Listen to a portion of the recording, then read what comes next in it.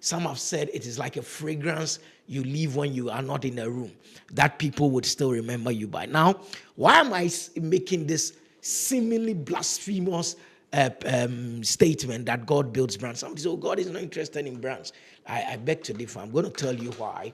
Because, look, at one of the first things that you realize if you go through scripture is this very popular verse of scripture, Proverbs 22 verse 1.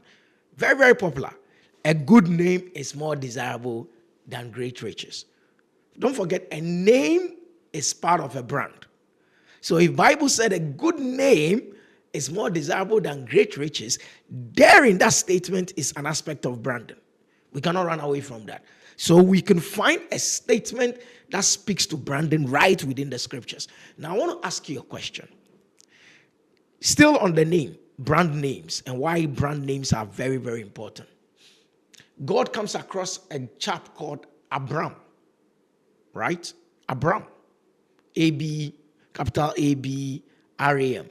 Says, I'm going to change your name from Abram to Abraham. Why the need to change the guy's name? Because God understands that the brand name is key to what the brand does. So he changed the guy's name. Not only Abram to Abraham, Jacob to Israel. Jacob to Israel. So I'm sorry if this sounds, for those of us in Christendom, if this sounds a bit like I'm taking liberties with the mercies of God. Isn't God rebranding the guys? Think about it.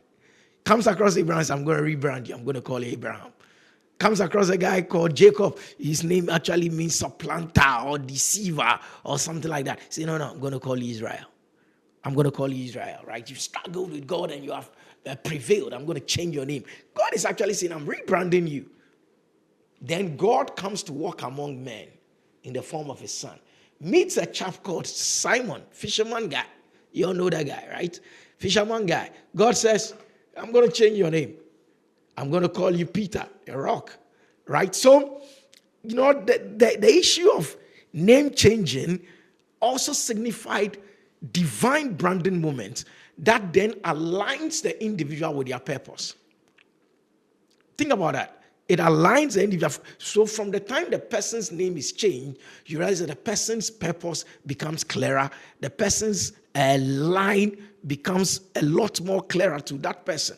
People look at it and say, okay, going forward, this is what the person, a Saul changing to Paul, ending up writing half of the New Testament. So these are clear examples of God being interested in rebranding people. So I am convinced that God has an interest in rebranding. At least for the name changes, we've seen it clearly. And also realigning the people by changing their name and then aligning those new names to their purpose.